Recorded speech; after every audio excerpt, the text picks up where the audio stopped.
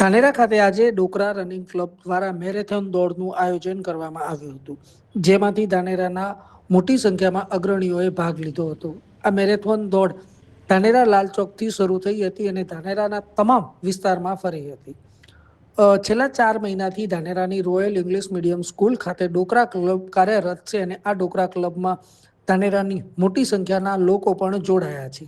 ત્યારે લોકોમાં જાગૃતતા આવે, લોકોનું સ્વાસ્થ્ય સારું રહે તે ઉદ્દેશ્ય સાથે આજે ડોકરા ક્લબ દ્વારા મેરેથોન દોડનું આયોજન કરવામાં આવ્યું હતું.